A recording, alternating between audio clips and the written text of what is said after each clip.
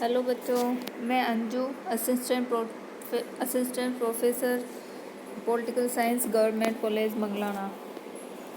आज हम बात करेंगे विश्व के सबसे शक्तिशाली देश के सबसे शक्तिशाली पर्सन के बारे में। यानी आज हम बात करेंगे अमेरिका के राष्ट्रपति के बारे में। स्पेशली अमेरिका के राष्ट्रपति की चुनाव की प्रक्रिया हम समझने की कोशिश करेंगे। इसमें मैं सबसे पहले आपको ये बता दूं कि अमेरिका के राष्ट्रपति का चुनाव अप्रत्यक्ष होता है। सामान्यतः चुनाव अप्रत्यक्ष होता है, लेकिन जो चुनने की प्रक्रिया है वो कुछ इस तरह से है कि अधिकांश लोगों को ये भ्रम रहता है कि अमेरिका के राष्ट्रपति का प्रत्यक्ष चुनाव होता है। डायरेक्ट पब्लिक द्वारा, डायरेक्ट सिटीजन द्वारा वोट देके अमेरिका के राष्ट्रपति को चुना जाता है, लेकिन वास्तविक रूप से ऐसा नहीं है। चुनाव अप्रत्यक्ष होता है। अप्रत्यक्ष कैसे होता है वो ये वीडियो देखने के बाद में अपन अपने आप समझ जाएंगे। अमेरिका के राष्ट्रपति के चुनाव के प्रोसेस के बारे में बात करने से पहले जनरल से हम बात कर लेते हैं वहाँ की पॉलिटिकल पार्टीज़ के बारे में।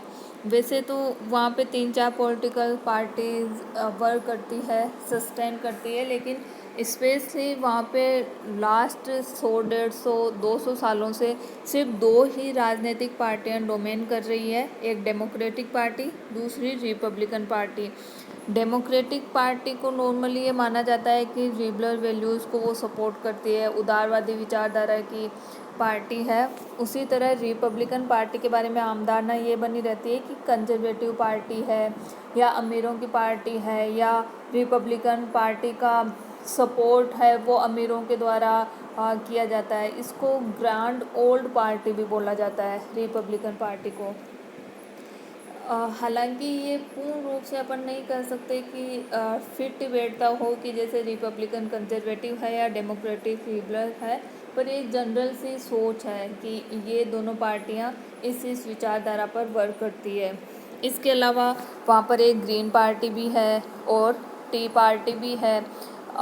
टी पार्टी के बारे में मैं बता दूं कि अमेरिकन रिवॉल्यूशन के ऊपर जब मैंने वीडियो बनाया था उस टाइम मैंने बोस्टन टी पार्टी की घटना का जिक्र किया था। ये टी पार्टी उसी बोस्टन टी पार्टी की घटना से इंस्पायर होकर ये टी पार्टी बनाई गई है। इसके अलावा एक ग्रीन पार्टी भी है। अगर आप लोग थोड़ा बहुत भी अमेरिका के राष्ट्रपति इलेक्शन में इंटरेस्ट रखते हैं तो आजकल आपको पता होगा कि अमेरिका के राष्ट्रपति इलेक्शन का प्रोसेस चल रहा है। डेमोक्रेटिक पार्टी की तरफ से जो बाइडेन उम्मीदवार है, रिपब्लिकन की तरफ से डोनाल्ड ट्रंप उम्मीदवार है। आपको ये बात भी बता दूं कि ये जो अमेरिका के प्रेसिडेंट का चुनाव हो रहा है ये 46वें अमेरिका के राष्ट्रपति का चुनाव हो रहा है।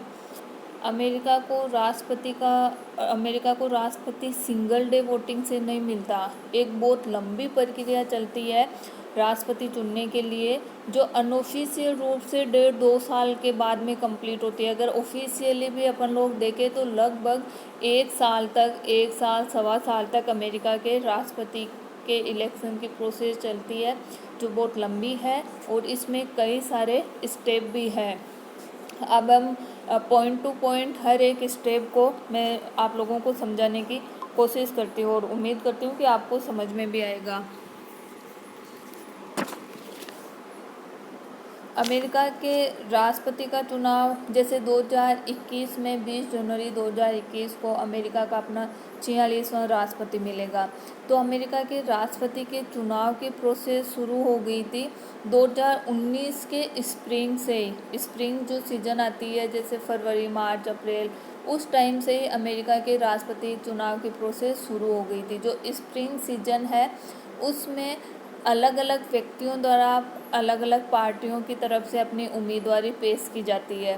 जैसे 8-10 लोगों ने रिपब्लिकन की तरफ से अपनी उम्मीदवारी पेश की कि हम रिपब्लिकन पार्टी से अमेरिका के राष्ट्रपति का चुनाव लड़ना चाहते हैं।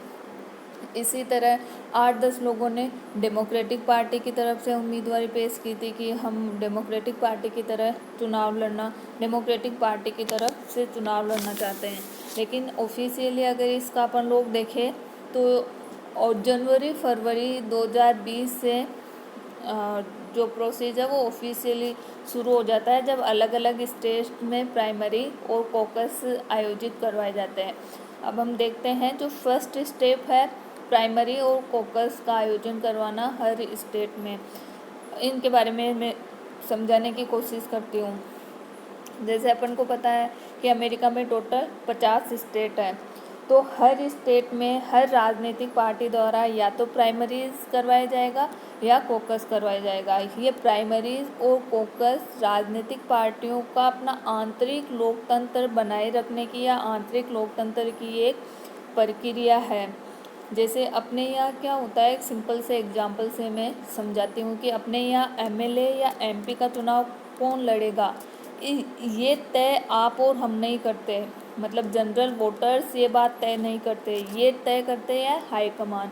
ऊपर से इस चीज़ का डिसाइड किया जाता है कि फलाने विधानसभा क्षेत्र या लोकसभा क्षेत्र से एमपी या एमएलए का कौन सी राजनीतिक पार्टी से कौन सा उम्मीदवार है।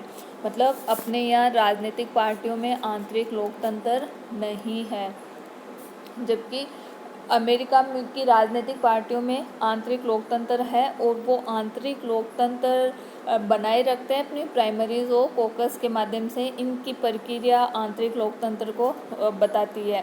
देखते हैं प्राइमरीज कॉकस होते क्या है। मैंने जैसे बताया कि हर स्टेट में हर राजनीतिक पार्टी या तो प्राइमरी करवाएगी या कॉकस करवाएगी, दोनों लगभग एक जैसे से है, आंतरिक लोकतंत्र के साधन है। प्राइमरीज क्या होता है कि जैसे किसी स्टेट में प्राइमरीज करवाया जा रहा है, जैसे कैलिफोर्निया है, कैलिफोर्निया में एग्जांपल दे रही हूँ मैं, कैलिफोर्निया में जैसे रिपब्लिकन जो पार्टी है उसने प्राइमरीज करवाया, तो प्राइमरीज में क्या होगा कि उस स्टेट के या उस क्षेत्र के पर्टिकुलर उस क्षेत्र के जो रजिस्टर्ड व्यक्ति है वो सीक्रेट बैलेट पेपर के माध्यम से डेलीगेट्स चुनते हैं। मतलब उस क्षेत्र में जो रजिस्टर्ड वोटर्स है रिपब्लिकन पार्टी के या अन्य वोटर्स भी हालांकि वोट कर सकते हैं, ये तय करती है पार्टी या वो स्टेट की, हर स्टेट की प्राइमरी या कोकस करवाने के अपना एक अलग अलग मेथड हो सकता है।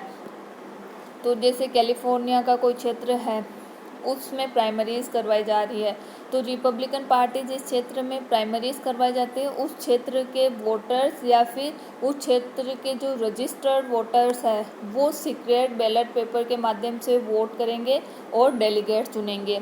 अच्छा, एक चीज़ और बता दूँ, डेलीगेट्स होते हैं वहाँ के लोकल लीडर या लोकल रिप्रेजेंटेटिव। डेलीगेट्स ही आगे चलकर नेशनल कन्वेंशन में उस राजनीतिक दल के नॉमिनी को फाइनल करते हैं। कोकस भी एक प्राइमरीज की तरह ही एक प्रक्रिया होती है। कोकस में क्या होता है कि जैसे कैलिफोर्निया में डेमोक्रेटिक पार्टी ने कोकस करवाया, रिपब्लिकन ने प्राइमरीज करवाई, तो कोकस में क्या होता है, ये एक ओपन गैदरिंग होती है, किसी सार्वजनिक जगह पर लोग इकट्ठा हो जाएंगे। जैसे डेमोक्रेटिक पार्टी के लोग किसी क्षेत्र में किसी सार्वजनिक जगह पर इकट्ठा हो जाएंगे और वहाँ पर एक ओपन डिबेट करवाई जाती है डेलीगेट्स के लिए कि कौन से व्यक्ति को हम अपनी तरफ से डेलीगेट्स चुन के भेजे। ये एक तरीके से सार्वजनिक स्थान पर सब लोगों द्वारा ओपन डिबेट होती है जिसमें तय किया जाता है कि हमारी तरफ से डेलीगेट कौन होगा, और डेलीगेट्स का फिर आगे वही काम है कि डेमोक्रेटिक पार्टी की तरफ से आगे नॉमिनी फाइनल किया जाएगा इन डेलीगेट्स के माध्यम से। अब जैसे डेलीगेट्स चुन लिए गए, लोकल लीडर्स है डेलीगेट्स इसी क्षेत्र विशेष के, ये डेलीगेट्स आगे चल के ये डेलीगेट्स चुनने का काम जनवरी फरवरी तक लगभग कंप्लीट हो जाता है। जनवरी फरवरी तक डेलीगेट्स चुन लिए जाते हैं। अच्छा, इसी में एक शब्द आता है सुपर ट्यूसडे। मैं आपको ये भी बता दूं कि वैसे हर स्टेट में अलग अलग टाइम पे प्राइमरीज और कोकस करवाए जाते हैं, लेकिन सुपर ट्यूसडे के दिन लगभग 10-15 स्टेट में एक साथ प्राइमरी और कोकस करवाए जाएंगे एक साथ, और एक साथ 10-15 स्टेट में हर राजनीतिक पार्टी के डेलीगेट्स चुन के आएंगे। तो सुपर ट्यूसडे से एक ट्रेंड पता चल जाता है कि कौन सी राजनीतिक पार्टी का कौन नॉमिनी फाइनल हो सकता है। हालांकि नॉमिनी की ऑफिशियल घोषणा नेशनल कन्वेंशन में ही होगी। ये बात मैं बार बार दोहरा रही हूँ, ऑफिशियल घोषणा नेशनल कन्वेंशन में होगी जो जुलाई में आयोजित किया जाता है। लेकिन सुपर ट्यूसडे से एक सामान्य लोगों की धारणा का पता चल जाता है, एक ट्रेंड पता चल जाता है कि इस राजनीतिक दल का ये नॉमिनी फाइनल हो सकता है, क्योंकि अभी तक 5-6 या 8-10 उम्मीदवारों ने 8-10 व्यक्तियों ने अपनी उम्मीदवारी पेश कर रखी है हर राजनीतिक पार्टी से। अब यहाँ पे जो वोट पड़ रहे हैं प्राइमरी और कोकस में, जैसे 8 उम्मीदवार है डेमोक्रेटिक पार्टी के, और कैलिफोर्निया में डेमोक्रेटिक पार्टी ने कोकस का आयोजन करवाया। अब कैलिफोर्निया के जो कोई क्षेत्र विशेष है उसके व्यक्ति या उसके नागरिक जब वोट करते हैं तो उन 8-10 जो उम्मीदवार डेमोक्रेटिक पार्टी के लिए दावेदारी कर रही है, उन 8-10 उम्मीदवारों को वोट करते हैं, उनमें से किसी एक को फाइनल करते हैं कि ये हमारे क्षेत्र की तरफ से ये डेलीगेट्स उन 8-10 उम्मीदवारों को फाइनल नहीं करते, यहाँ से डेलीगेट्स चुनते हैं। ये डेलीगेट्स उन 8-10 उम्मीदवारों में से किसी एक नॉमिनी को फाइनल करेंगे। तो सुपर ट्यूसडे के दिन 10-12 स्टेट में एक साथ डेलीगेट्स चुने जाते हैं, तो एक सामान्य सा ट्रेंड बन जाता है। फिर होता है नेशनल कन्वेंशन, अगला स्टेप है नेशनल कन्वेंशन का। नेशनल कन्वेंशन जुलाई में आयोजित किया जाता है। नेशनल कन्वेंशन में क्या होता है कि एक स्थान पर ये सारे डेलीगेट्स इकट्ठे होते हैं और अपनी पार्टी की तरफ से नॉमिनी फाइनल करने के लिए वोटिंग की जाती है। नेशनल जो कन्वेंशन है उसमें सारे डेलीगेट्स मतलब 50 स्टेट्स के सारे डेलीगेट्स एक साथ इकट्ठे होंगे। एक बहुत बड़ा ये कहूँ कि इसमें बहुत ज़्यादा गैदरिंग होती है, और एक जैसे कोई लाइव कंसर्न चल रहा है उस हिसाब से नेशनल कन्वेंशन करवाया जाता है। नेशनल कन्वेंशन में हर राजनीतिक पार्टी का अपना उम्मीदवार फाइनल हो जाएगा, हर राजनीतिक पार्टी का नॉमिनी फाइनल हो जाएगा। यहाँ पे इन डेलीगेट्स द्वारा वोटिंग की जाती है। तो यहाँ पे एक शब्द आता है रनिंग मेट, ये भी समझ लेना ज़रूरी है। रनिंग मेट का वैसे शाब्दिक अर्थ तो ये है कि साथ में दौड़ने वाला, लेकिन यहाँ पर रनिंग मेट से तात्पर्य है कि कैंडिडेट द्वारा अपनी पार्टी का वाइस प्रेसिडेंट भी फाइनल कर लिया जाता है। वाइस प्रेसिडेंट भी फाइनल कर लिया जाता है। जैसे डेमोक्रेटिक पार्टी से ये वाइस प्रेसिडेंट का उम्मीदवार है और रिपब्लिकन पार्टी से ये वाइस प्रेसिडेंट का उम्मीदवार है, उसे ही रनिंग मेट बोलते हैं। अच्छा, नेशनल कन्वेंशन के बाद में कैंपेनिंग शुरू हो जाती है, प्रचार प्रसार शुरू हो जाता है, क्योंकि नेशनल कन्वेंशन से ही उम्मीदवार फाइनल होता है राजनीतिक दलों का। तो यहाँ से प्रचार प्रसार शुरू हो जाता है, पब्लिक डिबेट शुरू हो जाती है, न्यूज़ चैनलों पे प्रचार शुरू हो जाता है, रैलियाँ उम्मीदवारों द्वारा बड़ी बड़ी रैलियाँ आयोजित की जाती है ताकि अधिक से अधिक वोटर्स को लुभा सके। फिर होता है जनरल इलेक्शन, जुलाई से अक्टूबर के बीच में राजनीतिक दलों द्वारा प्रचार प्रसार किया जाता है अपने उम्मीदवार के लिए। फिर नवंबर में जनरल इलेक्शन आयोजित किया जाता है। नवंबर में इसके लिए दिन फिक्स होता है कि फर्स्ट मंडे के बाद में जो ट्यूसडे आएगा, ये मैं ये कहूँ कि फर्स्ट ट्यूसडे को जनरल इलेक्शन आयोजित करवाए जाते हैं। जैसे अगर मैं ये कहूँ कि अमेरिका के राष्ट्रपति के लिए चुनाव हो रहा है अमेरिका में, तो यहाँ इस चीज़ से मेरा मतलब होगा कि जनरल इलेक्शन हो रहा है अमेरिका में। जो आम चुनाव है राष्ट्रपति के लिए वो नवंबर के जो सेकेंड ट्यूसडे है उसको करवाए जाते हैं नवंबर में। फर्स्ट ट्यूसडे को, फर्स्ट मंडे के बाद में जो ट्यूसडे आएगा उसको जनरल इलेक्शन करवाए जाते हैं। देखो जनरल इलेक्शन में क्या होता है, यहाँ पर इलेक्टोरल कॉलेज फाइनल किया जाता है। इसमें भी इसको भी थोड़ी समझने की ज़रूरत है। जनरल इलेक्शन में अमेरिका का हर सिटीजन वोट नहीं करता, वही जो सामान्य वयस्क मताधिकार के आधार पे यहाँ पे वोटिंग की जाती है, और वयस्क मताधिकार की वोटिंग से जो बहुमत जिस उम्मीदवार को मिलता है वो इलेक्टोरल कॉलेज का मेंबर बन जाता है। देखो अब होता क्या है कि हर स्टेट में अलग अलग राजनीतिक दल अपनी तरफ से उम्मीदवार फाइनल करती है। ध्यान रखना, नेशनल कन्वेंशन में उम्मीदवार फाइनल हो रहा है, राष्ट्रपति पद के लिए जो उम्मीदवार होगा वो। जनरल इलेक्शन में वोट इलेक्टोरल कॉलेज के लिए दिया जाता है। जैसे फ्लोरिडा एक स्टेट है, फ्लोरिडा से जैसे जनसंख्या के आधार पर इलेक्टोरल कॉलेज की जैसे संख्या है 30, तो 30 मेंबर खड़े किए जाते हैं डेमोक्रेटिक की तरफ से, 30 ही खड़े किए जाएंगे रिपब्लिकन की तरफ से। मान लो 30 ही टी पार्टी खड़े कर रही है, 30 ही ग्रीन पार्टी खड़े कर रही है। तो जो आम पब्लिक है वो डायरेक्ट या राष्ट्रपति को वोट नहीं कर रही है, आम पब्लिक वोट कर रही है इलेक्टोरल कॉलेज के लिए, जो उम्मीदवार हर राजनीतिक दल हर स्टेट में अपने लिए अपनी तरफ से खड़ा करती है, उनके लिए आम पब्लिक वोट कर रही है। और ये जो वोटिंग होती है, तो ये होती है सूची प्रणाली से। वोटिंग तो वैसे मताधिकार के आधार पे जो नॉर्मल जैसे अपने यहाँ वोटिंग होती है उसी तरह से वहाँ वोटिंग होती है, लेकिन इसमें सूची प्रणाली को अपनाया जाता है। सूची प्रणाली को कैसे, जैसे अपन कैलिफोर्निया का उदाहरण लें, कैलिफोर्निया में 55 सीट है इलेक्टोरल कॉलेज की। अब 55 सीट में से जैसे 35 सीट डेमोक्रेटिक की आ गई और 20 सीट रिपब्लिकन की आ गई। तो सूची प्रणाली में जो वोटिंग होती है वो पर्टिकुलर किसी उम्मीदवार को वोटिंग नहीं होती, वो जो 50 लोगों की जो सूची 55 लोगों की कैलिफोर्निया के लिए जो सूची होती है उनके लिए वो वोटिंग करवाई जाती है, पार्टी विशेष के लिए वोटिंग होती है।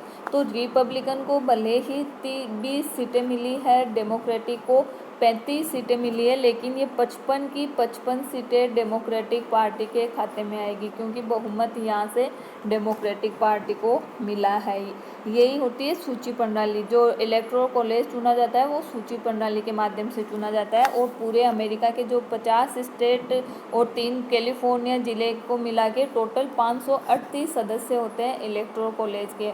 ये भी निश्चित है कि जैसे प्रतिनिधि सभा के सदस्यों की संख्या है 435, सीनेट के सदस्यों की संख्या है 100। इन दोनों को जोड़ के फिर 3 कोलंबिया जो ज़िला है उससे भी 3 इलेक्टोरल कॉलेज के लिए उम्मीदवार चुने जाते हैं। तो टोटल मिला के 538 मेंबर होते हैं। जो नवंबर में जनरल इलेक्शन में जो चुनाव हो रहा है वो इन 538 सदस्यों के लिए चुनाव हो रहा है, न कि राष्ट्रपति पद के उम्मीदवार के लिए चुनाव हो रहा है।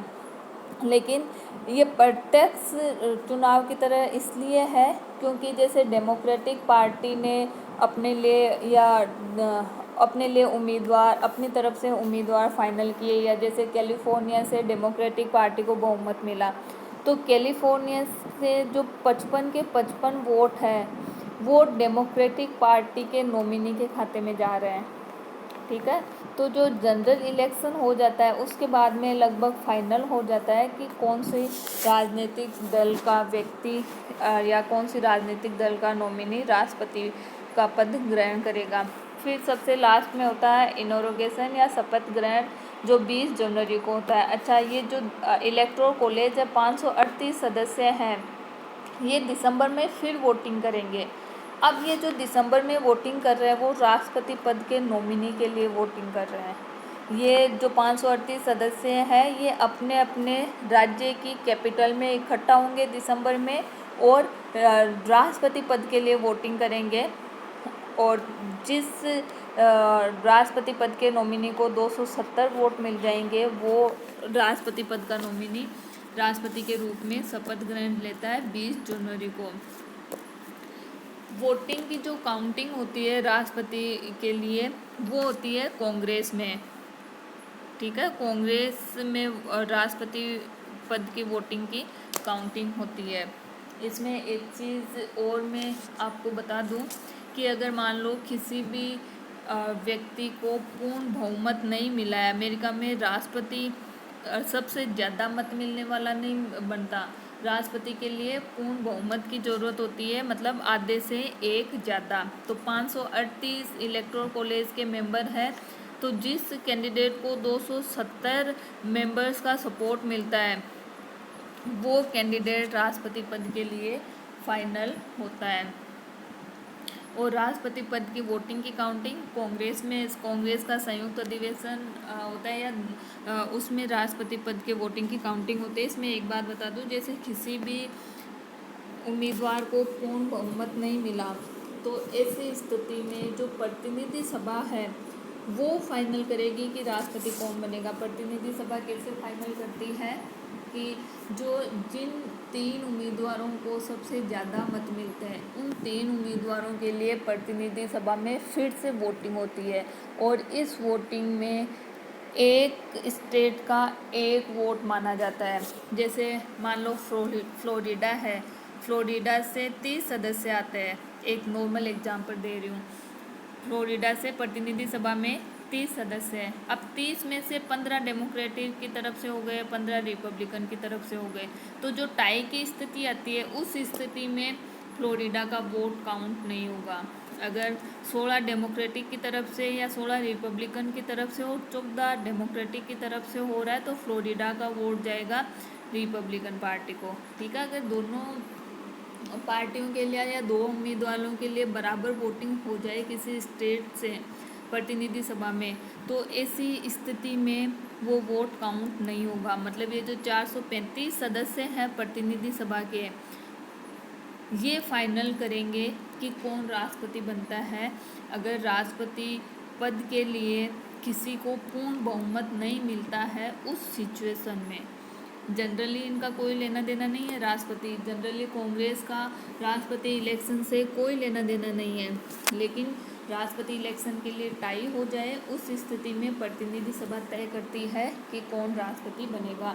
फिर 20 जनवरी को शपथ ग्रहण समारोह होता है। उसमें राष्ट्रपति उपराष्ट्रपति दोनों अपने पद की शपथ लेते हैं। जो पहले से राष्ट्रपति है वो इस्तीफा देता है, नए राष्ट्रपति पद की शपथ लेता है।